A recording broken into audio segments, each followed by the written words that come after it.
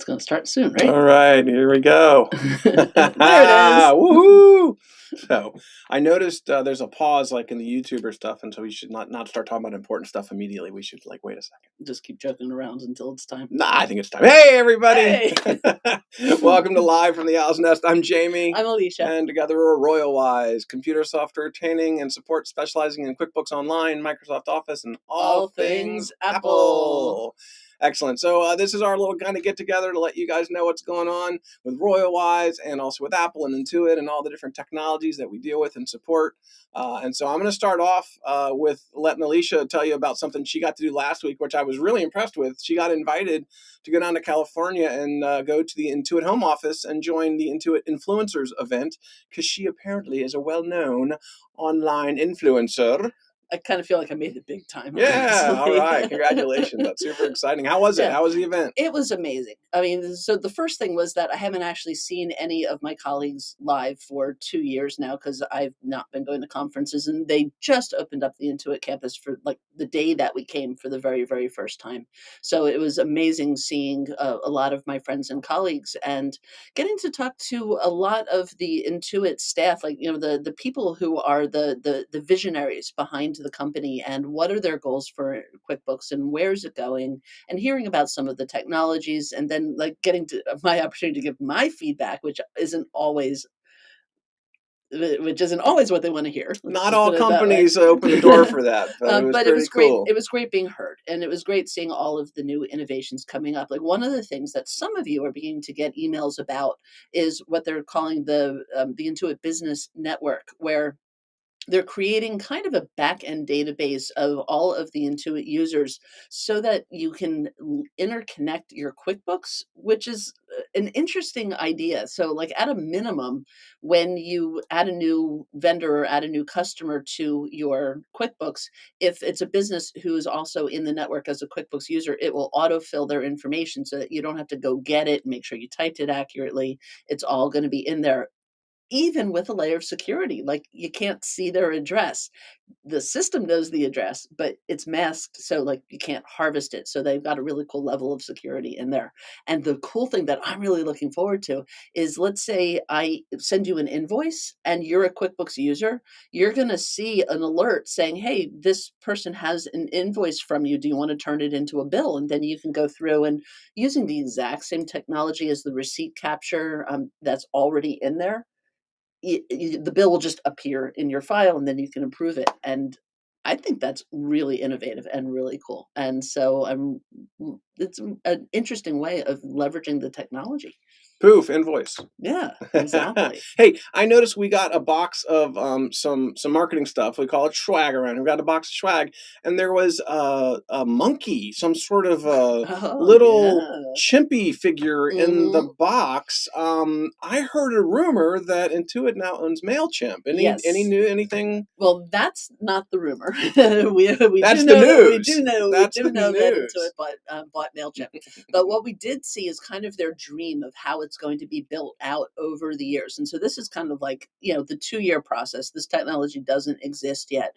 But the idea is that you're going to be able to use your own QuickBooks file as a database and be able to create Mailchimp email sends right out of your data. For example, if you have customers who you haven't seen for 3 years, you'll be able to say, show me all the customers I haven't seen who haven't been in for 3 years, and make a mailing list and send them a message. Or they just recently bought a class that I taught. I can say, hey, you taught that Excel class, you took my Excel class. Do you want to take my Excel 2 class? And so I am super stoked about the possibilities, and like 2 years can't get here quick enough for me on that one. Awesome. Fun Mailchimp stuff. Yeah. Hey, Jamie, how come you're not wearing a Royal-Wise t-shirt today? Why? Well, because I don't want to get pinched. Oh, hey. Wait, I'm not Irish. You're not wearing any. Well, wait, I thought it's not pinch me. I thought it's kiss me. What? No, if you're wearing green, I'd kiss you. If you're not, you're getting pinched. All right, well, you're wearing green, so I get to kiss you. But you don't get to pinch me because I'm Jewish. Well, happy St. Patrick's Day to everybody out there. Hopefully you got your green on. Yeah, I don't know. Just St. Patrick's Day. Getting ready to make some corned beef and cabbage and just celebrate the day. Yeah. What's happening in the Apple world? Oh, Apple world. Mm-hmm. You know what? Apple just had a new announcement event last week. Oh, I had one before you do that one. What? I got my MacBook 16-inch. Yay. Yes, I'm actually using it. I'm really excited. 16-inch MacBook Pro with an M1 Pro processor. Yeah, Gotta it's say awesome. all the fancy details. Yeah. So Apple sorry, had didn't mean to an interrupt. event last Tuesday called Peak Performance Spring Announcements, right? And so we weren't sure what we were going to expect to hear. So I'm just going to kind of run over some of the highlights. A new iPad Air coming out, and it's going to have an M1 chip in it. So they're moving away from the i13 Bionic or the i15, and they put an M1 chip in the iPad Pro. In the last event, they're putting an M1 chip in the iPad Air. So that iPad Air is going to be super solid with a 12 megapixel ultra wide front facing camera that does center stage where the camera follows you around as you move around. And it will be a USB-C and not Lightning. So that's kind of fun and interesting. Also, iMovie for iPad's coming back and is going to actually work this time, they say. It's good. I miss going to be functional where you can actually edit videos and make movies on the iPad, especially with the new graphical processing unit. If you're going to put an M1 chip in there, you're going to have a lot of GPU strength. So they're going to leverage that. So what that means in people terms is if you're watching your kid's recital and you film it either on your phone or especially on your iPad, you can right after the event go ahead and like snip out the flub and put captions on it and turn it into a video right then and there. I've been able to make them in minutes, so it's pretty cool. Super fun. Let's see, iPhone SE 3. So the third version of the iPhone SE. If you know what the iPhone SE is, it's the small, kind of low-end version so that you don't have to spend $1,000 or $1,200 like you do for an iPhone 13 or a 13 Pro or a 13 Pro Max. They're just getting more expensive and more expensive. So they're coming out with the iPhone SE starting at only $430. But it's going to have an i15 Bionic chip in it. And it's going to have Touch ID, so it still has a button, so it's not Face ID. But they're keeping the price down because they're not putting all the big fancy stuff in it. So if you just like a small phone that fits in your pocket that's not like super fancy, nice low-end iPhone for people. I have a question. Yeah. What does bionic mean? Because I think of like Jamie Summers and the Bionic Man and the Bionic Woman, which was like a human with technology parts. Does your iPhone have a little human bit inside? It's just the processor, A13 Bionic. It's just like I don't know. It's just sure. It's $1 million man. There's a little tiny $1 million man in your phone. Yeah, no. They just call it that. I don't know. Maybe they're trying to make you feel that way. Nostalgia for us.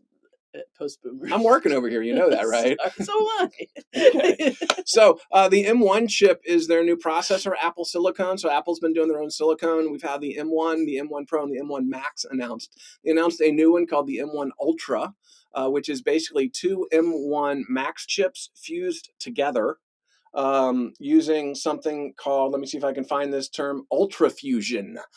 So they've linked them. And so now you've actually got an amazing amount of stuff, like 20 cores of CPU and 64 cores of GPU and 32 neural engine cores. So it's got a little Ultron in it. It's got Ultron in it. Yeah, that's exactly right. Iron Man is going to have to try to fight the M1 Ultron chip. Yeah. That's amazing. And it can have 128 gigabytes of unified memory in it. So 128 gigs of memory is a pretty decent amount, where we normally have 8 gigs or 16 gigs, maybe 32 gigs. You can now get up to 128 gigs of RAM, of random access memory. But it's unified, so it's built into the chip. You nerd out. You like this stuff. If not, let it just go over your head. I've got another big Apple product I want to talk about, but I'm going to throw it back to you and talk a little bit more about some other stuff, and then I'll get back to this big announcement. So you had a guest instructor this week. Yes, I did. How was the event? Yeah, so this week I had Linda Artisani and Sarah Prevost from the Accountants Law Lab come in and do a guest workshop for us. So if any of you are either working for lawyers doing the books, or you're a bookkeeper and would like to niche on bookkeeping, it was a great 2-hour session where we talked about the nuances of the things that you need to know about legal accounting, compensation methods for the partners, like eat what you kill was one of the phrases from it. But to find out what that means, you'd have to watch the video. And then they went into trust accounting and what trust accounting means and how to do it in QuickBooks Online, and then also how to integrate with Lean Law and Clio.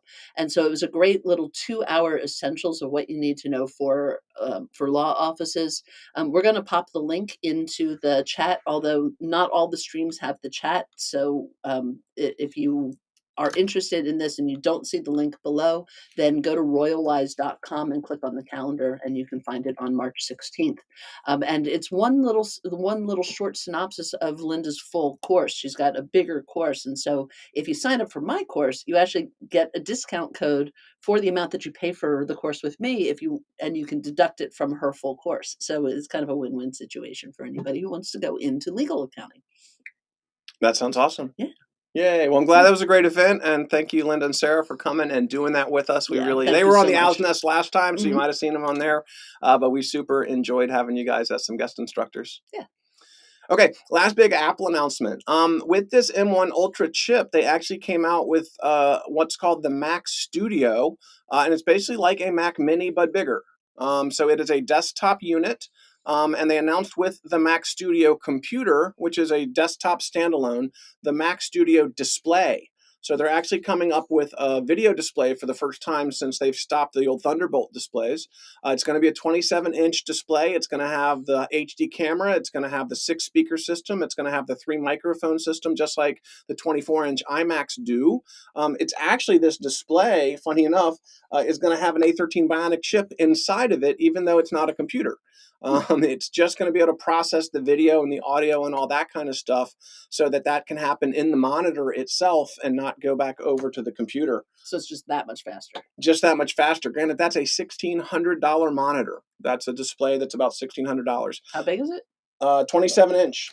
27-inch, okay. 27-inch. But they came out with those XDR displays a little bit ago, and those were $3,000 to $5,000. And so this is a low end for Apple, a low end thing. And then the Mac Studio computer itself, it's like 7.7 inches by 3.7 inches. It's got a ton of ports. It's got 4 Thunderbolt ports, so it can actually support up to 4 monitors. On 2 USB, normal USB ports, HDMI and Ethernet built into it, and you can get up to an 8 terabyte hard drive in it. The M1 Max chip in it is about a $2,000 machine, and if you want that M1 Ultra chip, that starts at about $4,000.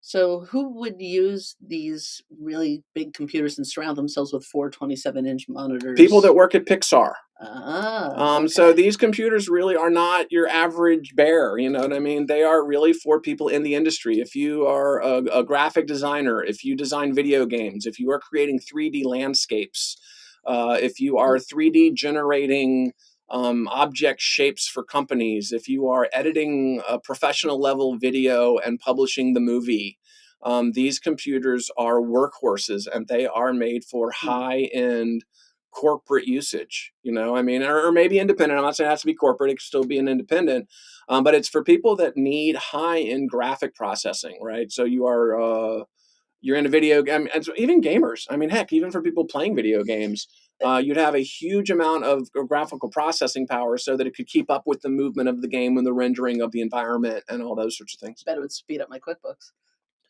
It would literally make your QuickBooks jump out a window. It would be overkill. It would put the quick in QuickBooks. You know, and funny enough, we had talking before about, you know, the M1 Pro chip and the M1 Max chip, and I was quoted as saying the M1 Max is overkill for most of my kind of residential clients. Nobody needs that much graphical processing power. And then they took 2 M1 Max chips and combined them into the M1 Ultra chip.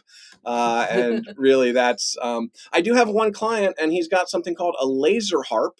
And he has 4 projectors connected to a Mac that does projection all around while he's playing the laser harp. And we have not been able to figure out how to use a Mac Mini because it doesn't support that many monitors. And so guess what? Johnny D, this is coming for you. You can look at a Mac Studio and plug in all 4 projectors to this guy. So there are applications for entertainment, production, but also just development, right? People that are developing content, developing 3D rendering things, developing movies, or music. I mean, even if you're trying to record music and process music, it would be great for that kind of stuff too. I can only hope one of my kids asks me for one of these. You know, I actually know a company that records on-demand videos for a living. You think we're going to get one? Well, I should probably check them out and see how they work, but we'll get to that later. We'll get to that later. She's been pining for a 16-inch MacBook Pro I finally got my new iPad. I finally got my new computer. Maybe I'm going to want something down the road. We'll see how it goes. Merry Christmas to you. Thank you very much. Okay, what are we up to? Upcoming classes? What's happening Classes. for us now? What's our schedule? Okay, so I've got a couple weeks off, and then in April I've got some new stuff happening. The first one is I did teach a Learn Excel in 3 hours flat class back at the beginning of this month, which is beginning Excel, starting from like a blank, empty spreadsheet. And in the first week in May, I'm teaching intermediate Excel, which is VLOOKUPs and pivot tables and data tables and functions, if functions, logic functions, all the really handy things. And some of you are going, "Ooh, I know what those mean," and some of you are saying, "I don't even know what she's talking about." If you use Excel, this intermediate Excel class is really essential for learning how to actually be able to analyze your numbers. So it's formulas and functions. I also am offering a pivot tables class coming up in the first week in May, and you can actually bundle all the classes together. If you buy the bundle, you get the beginning, intermediate, and pivot tables and dashboards for free. So It doesn't matter. She already paid, or she already did the 3 hours flat. That's on demand, and you can watch it anytime you want to. It's already been edited. It's already up, and so you can watch it right away anytime. And then the other thing that I'm really super excited about is I'm doing my book club again. So I have a Cubio Bootcamp course. That's a 6-hour video course where you have to watch 6 hours worth of videos in order to learn QuickBooks Online. And for some people, that is a little daunting. And so what I'm doing is starting in April, I'm actually sending all the enrollees a paperback copy of the book that I have on Amazon. And we're going to do a book club where I'm going to give you a homework assignment, like, read pages 27 to 34 and watch these videos. And then throughout the week on your own time, you'll do those things. And then we'll meet as a group and have a class together where I answer your questions or give you some of my hot tips and tricks, so that you can actually get through the material and not be overwhelmed by the learning process. So we call that the book club, and it's going to be once a week, starting in April on Tuesdays for an hour every week in April, and then one more in May. And so definitely we're putting the links up to the book club in here as well. Now, if you're watching this video and you don't see the links down in the feed, just hop over to royalwise.com, or it's royalwise.com, and go to the calendar up in the corner, and you can see all of the calendar links and go and check out all of the classes. So definitely come and learn. We love teaching people. I love sharing my knowledge, and I like to think that I'm not boring when I do it. Well, I was going to sneak a class in before you did the book club, but you just jumped right in there. I sure did. Yeah, so I've got a class I'm doing tomorrow.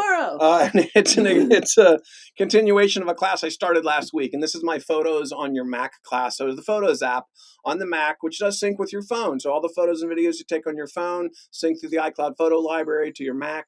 But how to organize. Last week we did 2 hours on organizing, and this week we're following that up with a 1-hour class on using the editing tools, 1 hour on sharing, all the different options on how to share your photos, and then a 3rd hour on projects, making books, slideshows, calendars, and all that kind of stuff. So let me throw that up there in the chat too. And again, last week's is already recorded, edited, and published. So even if you just want to sign up and come live tomorrow for the last 3 hours, the first 2 hours are already up and waiting for you. Yeah. It's been neat watching this class evolve. I mean, we've been teaching the photos classes back from when it was iPhoto, 15 years ago. And back then, sharing was like this short half hour of like, here's how you can email a picture to somebody. It wasn't even 15 minutes. And things have changed so much that sharing is the norm. Sharing is what everybody needs to know now. Like, I've got this picture on my phone. How do I put it on Facebook? How do I send it to my family? How, shared albums, all of that. And or the really cool fact that if you use photos to share to Facebook, it strips out the GPS information. So people with privacy concerns where they don't want to put their photos online because they might have location information in the metadata, if you let photos publish to Facebook, you can actually tell it to not include image location information upon publication, where if you're not using something like that, then that metadata is there. So there's some great advantages like that you may not even know exists. Yeah, one of the things that Jamie taught me is that I can't actually put up my photos. Like if we're on a trip somewhere, I'm not allowed to put up my photos until we get back because he doesn't want people knowing that we. If you're in Aruba, you're not at your house in Portland, right? You want everybody to know you're out of town, all your kids' friends or whatever, So no, it's a security concern to post your travel photos while you're traveling. Everybody wants to like have people with you in the moment, or Facebook's like, oh, people need to have FOMO to see what I'm doing, so they miss, they're missing out. But my recommendation for that is, again, they'll still feel the same way when you're home and you post the photos later. Yeah, you don't want any burglars to know that you're not home. And for me, coming up in April, my next set of classes is going to be my iPhone iPad series, or what we call iOS. That's the name of the operating system. So my first week's going to be my All the Basics class, 2 hours of the basics of the iPhone. What do the buttons do? How do you deal with settings? What are all the little hidden areas? Week 2 is going to be Siri and app navigation. What's the difference between like the right arrow, the left arrow, the swiping up and down with the drawers and all that kind of stuff. How to control Siri and use her for kind of cool productivity stuff. And then the third week is camera and photos apps. So how the camera now has all sorts of neat things like night vision and doing panoramas. And so we're going to get control of the camera and show you a lot of cool camera things, and then spend some time in the Photos app so you know how to use the Photos app on the phone. Pretty similar to how it's on the Mac, but it's all, small and mobile. So it really kind of is good to know all that stuff. That's not on the calendar yet, but look out for it. And so we'll have my iOS series coming up in April. All right. Things to look forward to. Boy, we're doing a lot. Stuff happens. Life. Yeah. Okay. Learning. Yay. Yay. And with that, I think we did it again.